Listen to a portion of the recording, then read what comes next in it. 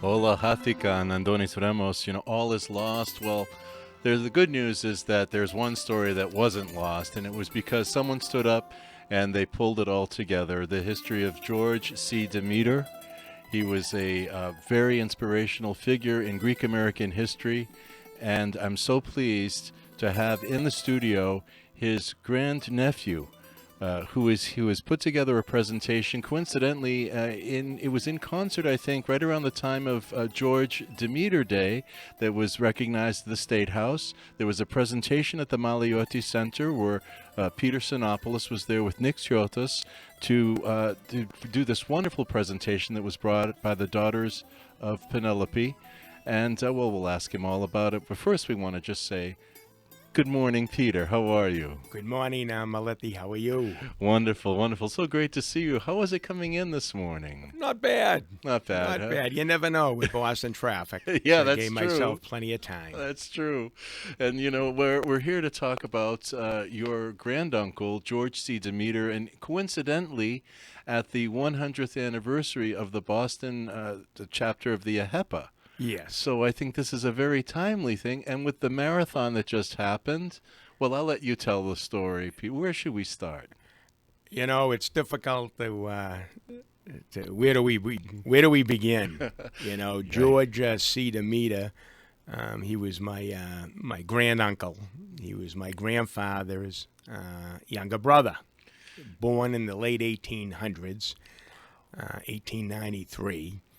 And he's an important figure, I believe, in the Greek American experience. A couple of buzzwords come to mind. He was a scholar.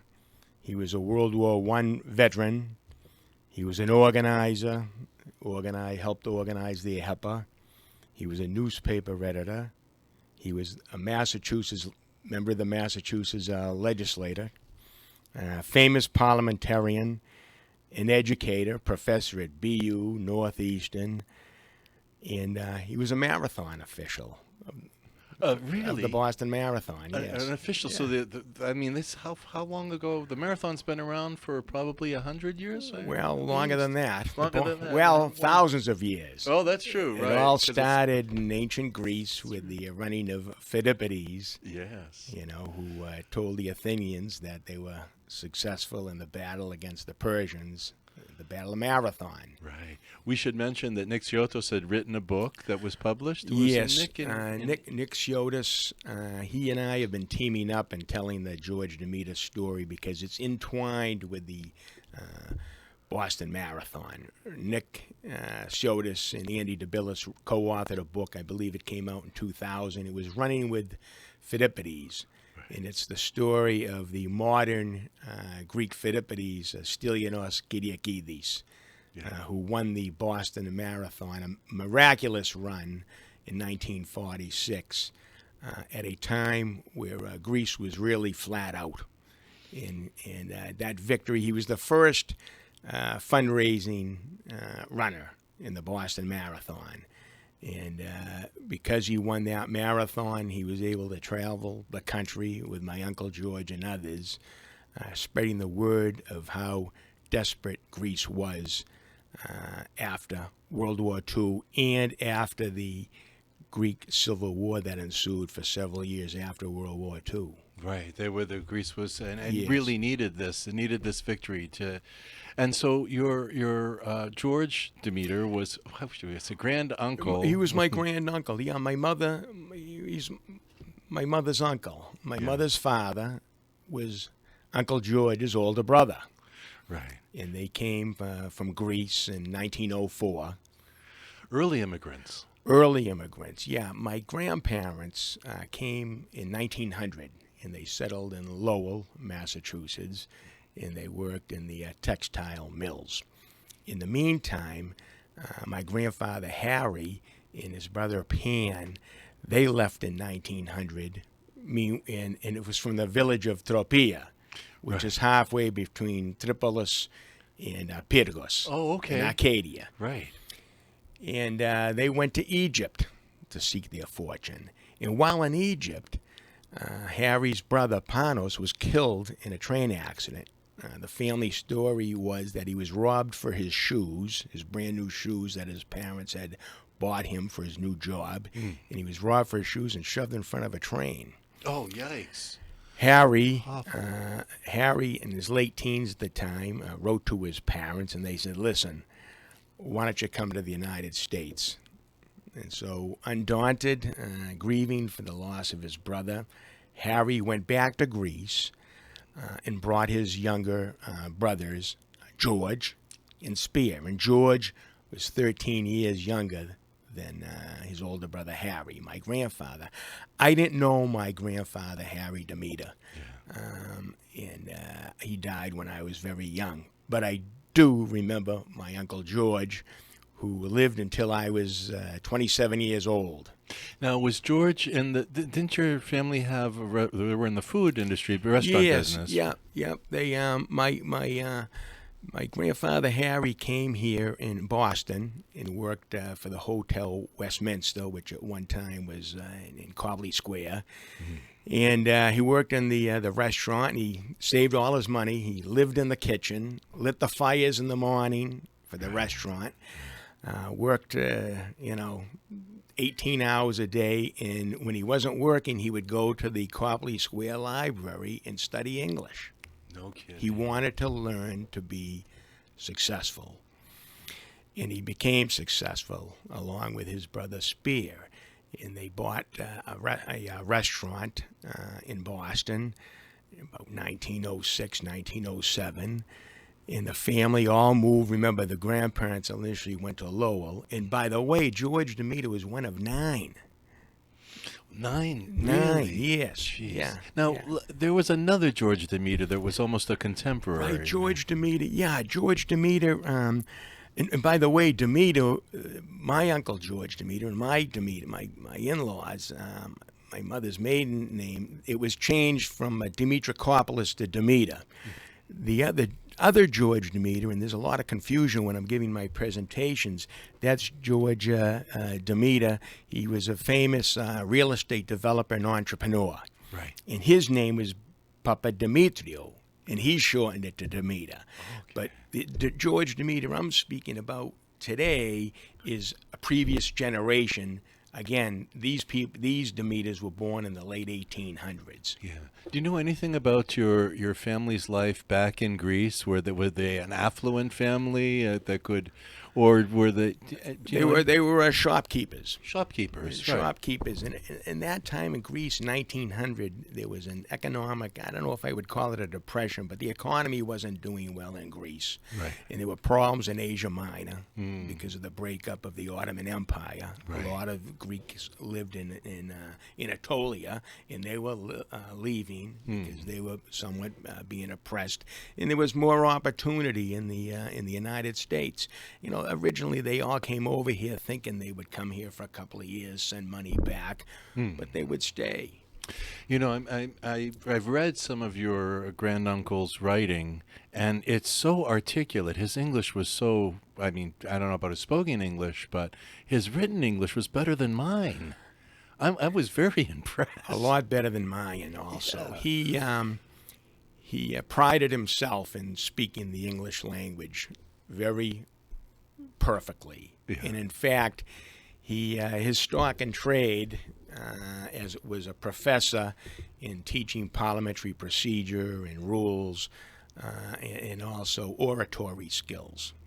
Wow. And he didn't like whenever he would talk to me, and by the way, we would have dinners, Thanksgiving dinners, Christmas dinners, and George would preside over the table, and we would all take turns speaking, and I was the youngest, and he'd have me speak, and I'd have to speak a few lines. And even back then, he said, "Peter, you say too many ands, and you have that Boston accent." He said, "Get rid of that Boston accent." Really? That's really something. So, are there any recordings? There must be somewhere. He must have had a radio appearance or a television appearance in his time. Well, you know, I haven't found any. You know, years ago, he gave me an old an old tape recorder, a reel-to-reel, this big heavy thing. It Wow. probably weighed 60 pounds, and I had it, and I've since discarded it. Back Oh. then, and there might, and I think there was something on that tape, but he was very, very articulate. He taught voice and diction at the Staley School of the Spoken Word, which is around, I think in the early 60s it closed down. It was in Brookline.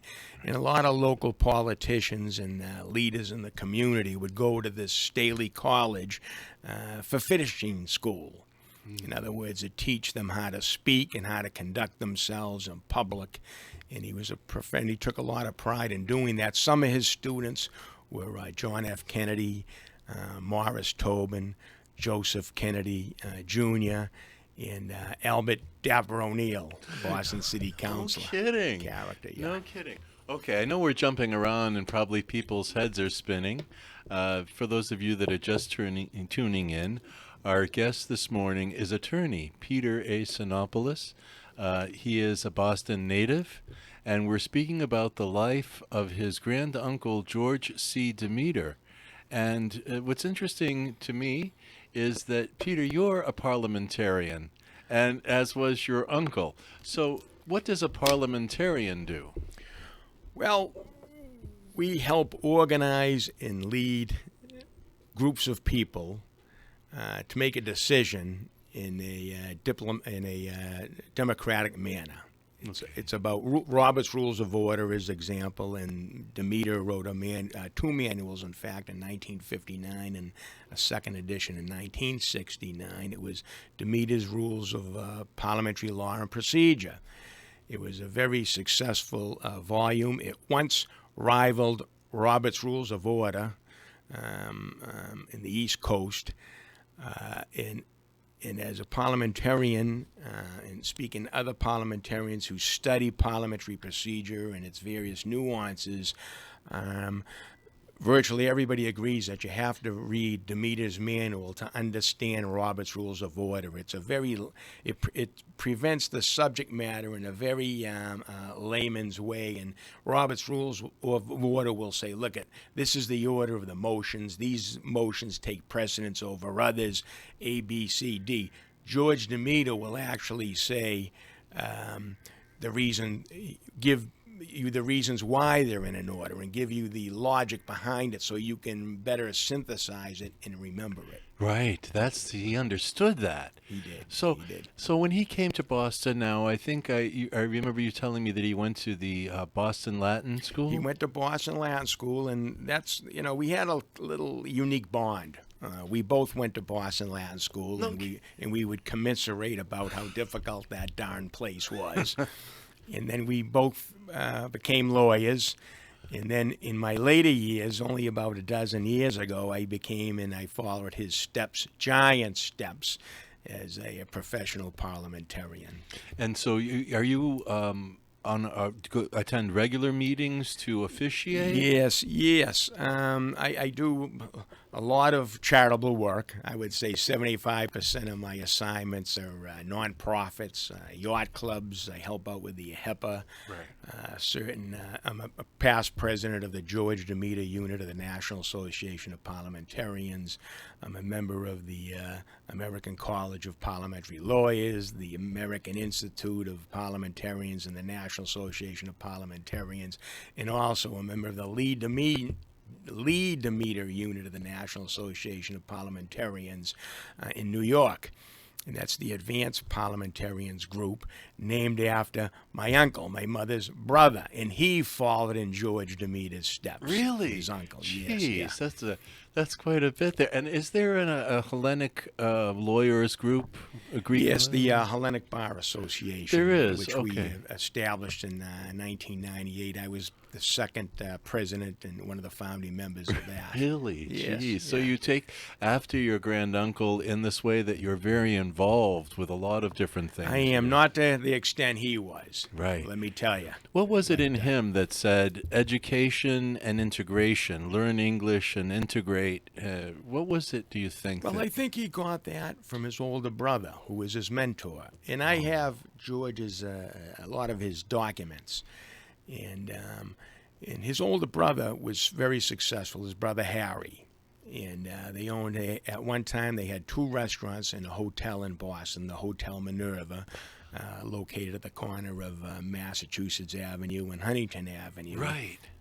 Across the street from the Boston Symphony Orchestra. Is the building still there? It's not there. It's Oh. knocked down in the name of urban renewal in 1960. They knocked it down and they built in its place the Midtown Motel, which now I believe that may be coming down. Yikes. But anyway, Harry Demeter was very successful, saved his money. They all lived together in a big house in Brookline, and they would bring the family members from Greece, and they would work in the family businesses. And Harry was very smart, and he would speak to a lot of successful people who would visit his restaurants. And he wanted to be an American of Greek, but of Greek extract, very proud of their Greek heritage. But he knew that making money wasn't the end all to being successful, and success means a lot of things. But to gain true success in this country, you need to be truly educated.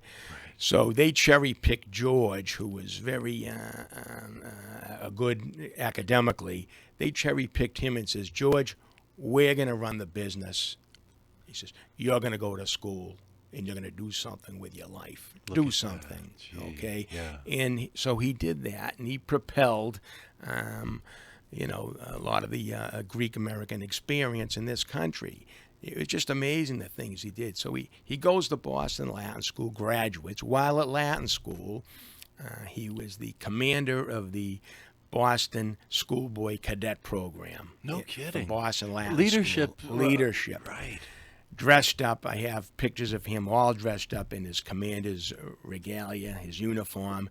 And it was a huge thing back then in the 20s, 30s, 40s, up until the 50s, where all the Boston public schools, and maybe even private schools, would gather and have these huge parades, and tens of thousands of people would show up.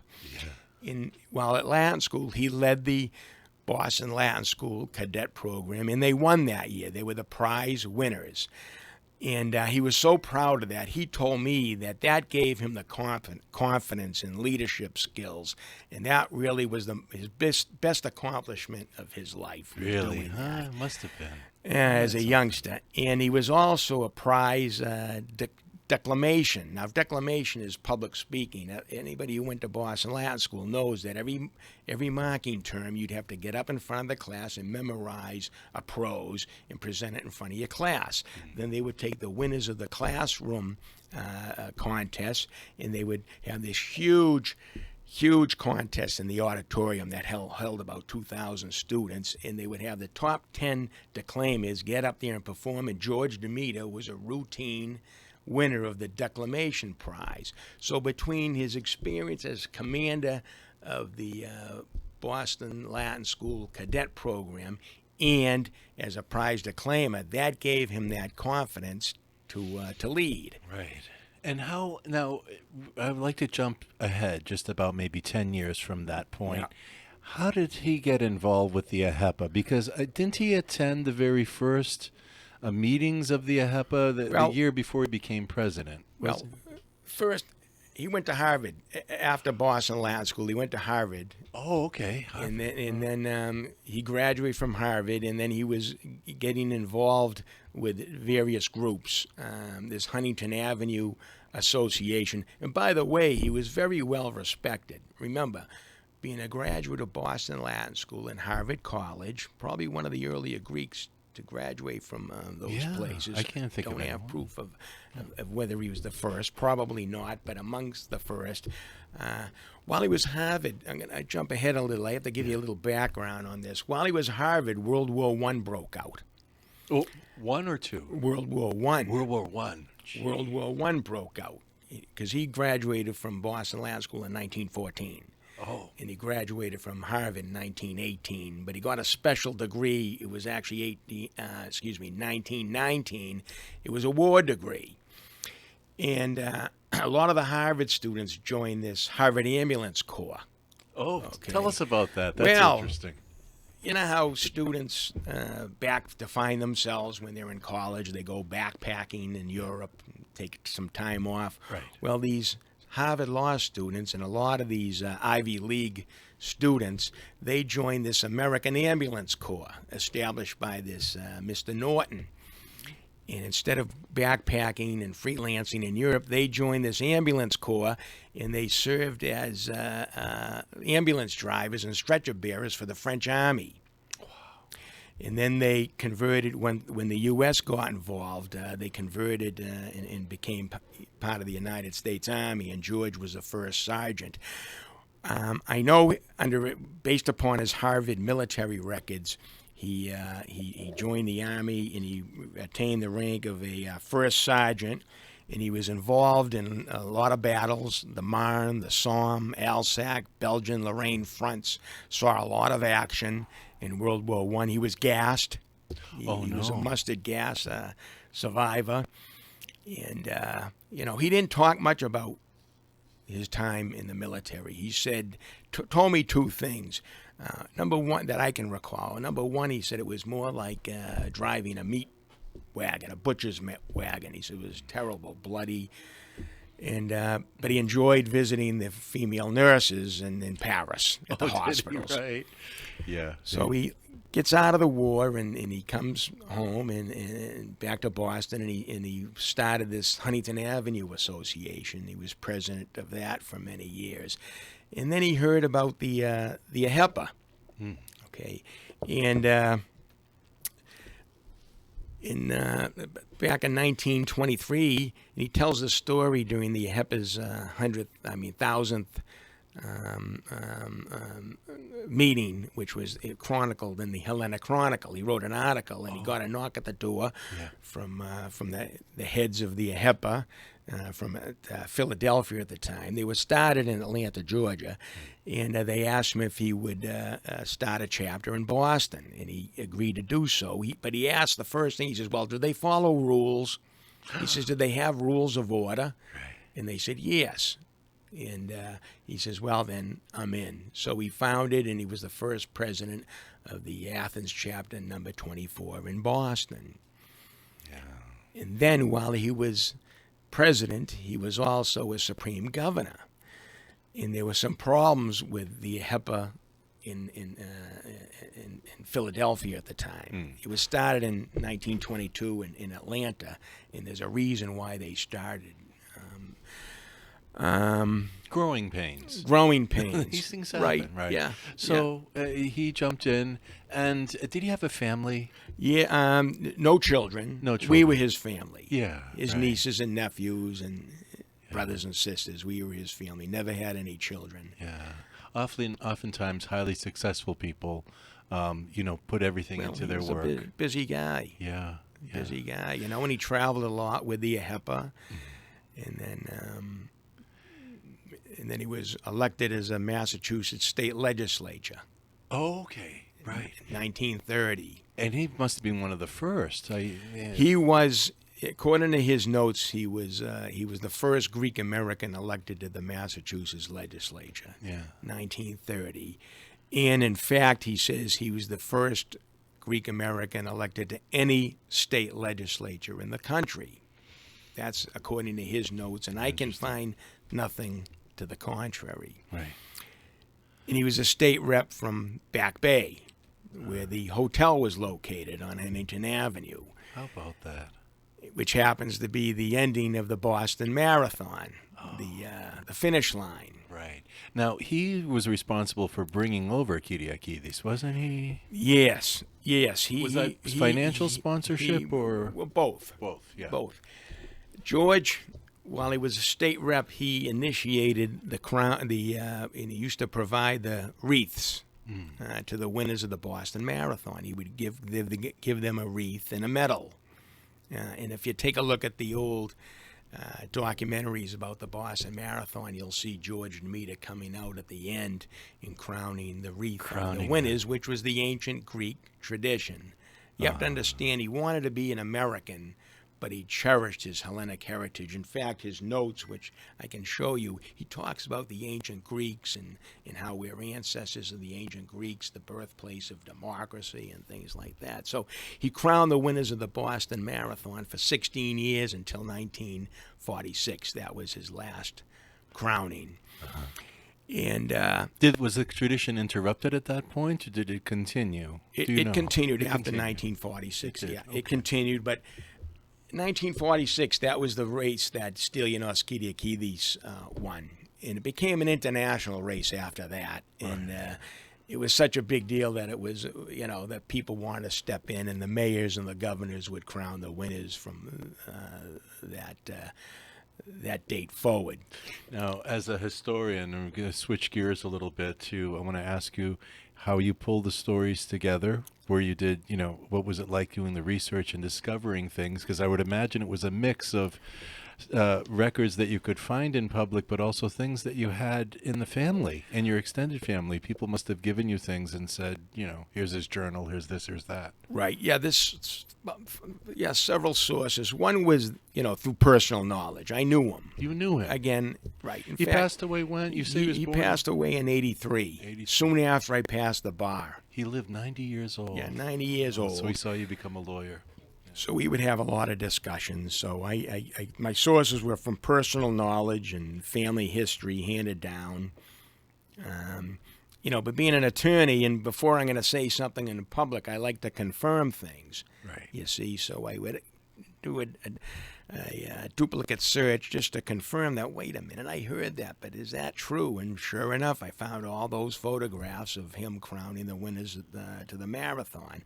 And his military record was from the official records of the Harvard College. Right out of there.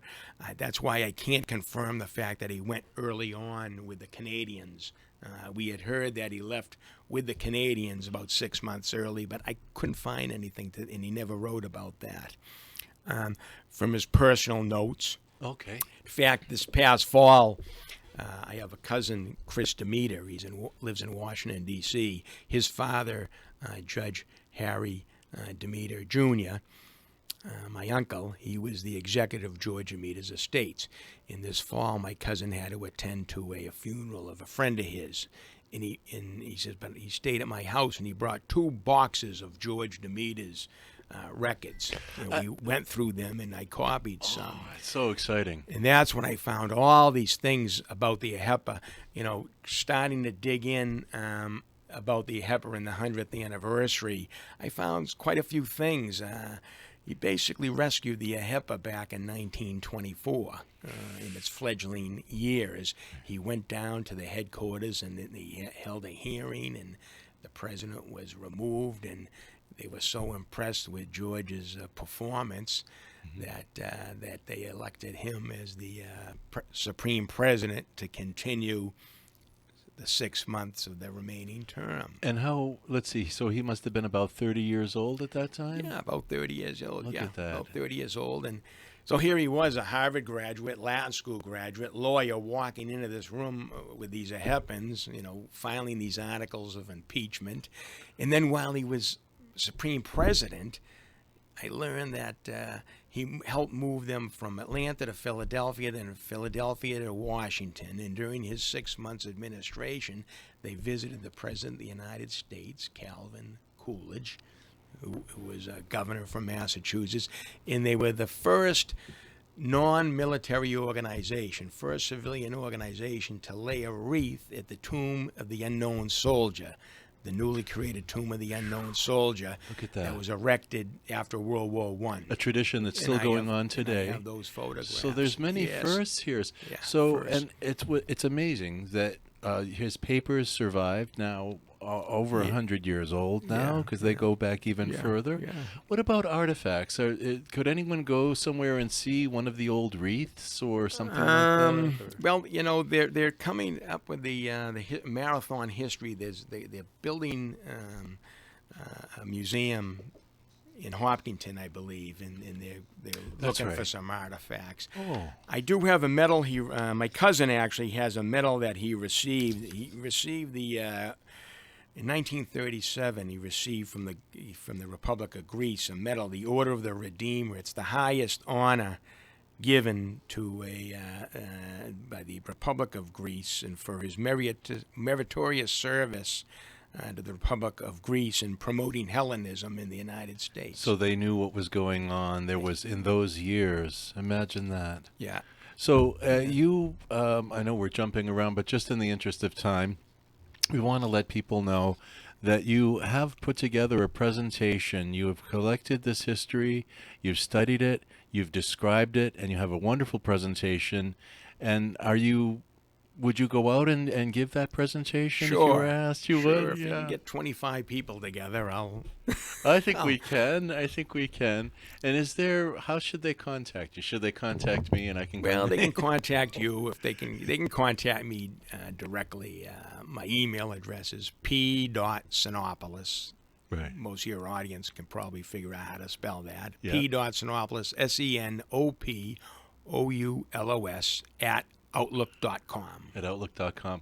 Back to the Demeter manual and his is that still available? Still available. You can get it. Again, the last edition was in 1969. It's a blue book, and it was used by most municipalities in the Commonwealth of Massachusetts in the 60s and 70s up until the early 80s. Wasn't he teaching or coaching the? Yes, he taught that. He was after he was a member of the state legislature. I think he had expired in 1937.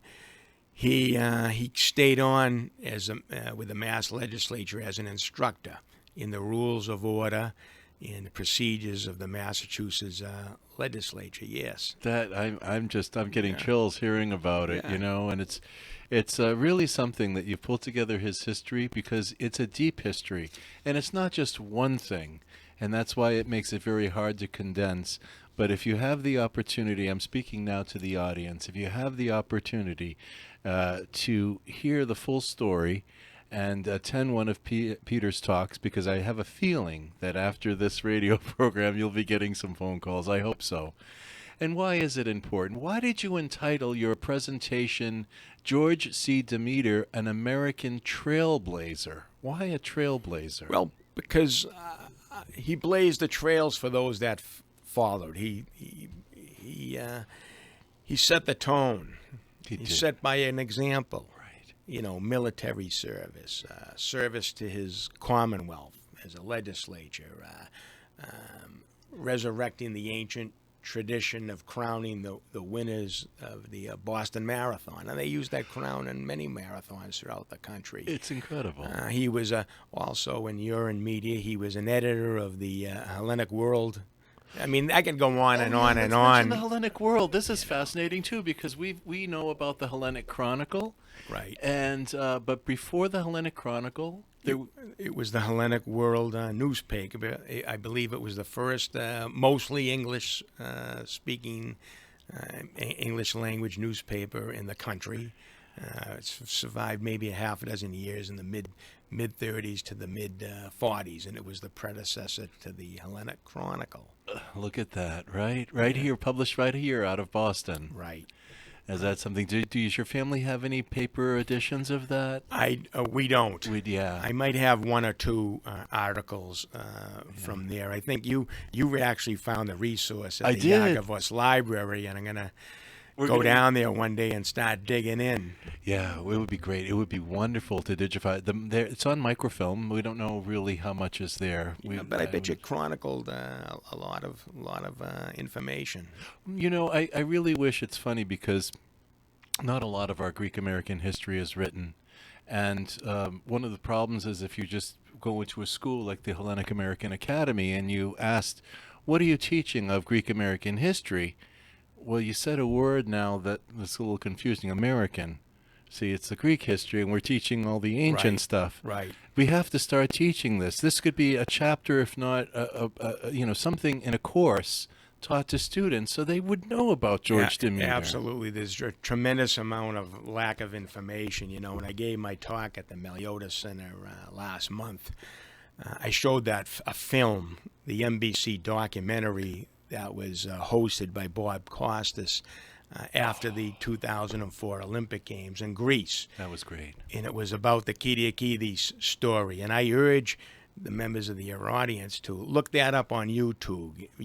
If you Google Stylianos Kyriakidis, It's a 22-minute film about the plight of Greece, World War. And I show it to my quote American friends, my Irish friends, and they're amazed. They had no idea that Greece was really that involved in World War II, and that there was this big, terrible Civil War. They didn't know about that. Yeah. And I showed at the Meletios Center that film, and I was looking in the audience, especially the young people. They were crying. They had no idea about I cried. that. I was had very no moved. And they have no idea about the trouble the Greeks had in the early 1900s with the Ku Klux Klan and anti-Greek sentiment. There were riots. Omaha, Nebraska, there were 5,000 Greeks had to move out in a 2-year period of time because they were breaking up the stores. Yeah, It was terrible. It was difficult for the early immigrants. Yes, They had yes. to fight, and so a lot of people don't know that, Sure. And to think of what they endured in those years, how much they were able to accomplish with. Now, we have complaints and this and that, but they just found solutions, and they learned how to work together, They did. which They was did. important. Absolutely. Yep. Yeah. Yeah. Big success story. It's so where do we go from here? Up to you. We've said quite a bit about George's story, but yet we've left out quite a bit. There's did. so much more to say, and There is. I think when we first spoke, I asked you, do you see this a book at some point on his life? Well, we'll see. I'm going to talk to some of my cousins, or It would be really good get- to get it get some- together. right. No, Did you write this up, by the way? This one page? I did. Yes. Yeah. Is that available? Could we? Sure. send Yeah, I it? could send that to you. Yeah. Yeah. Okay. Yeah. I mean, could we distribute that? Are you Yes, comfortable that with was. I printed that out.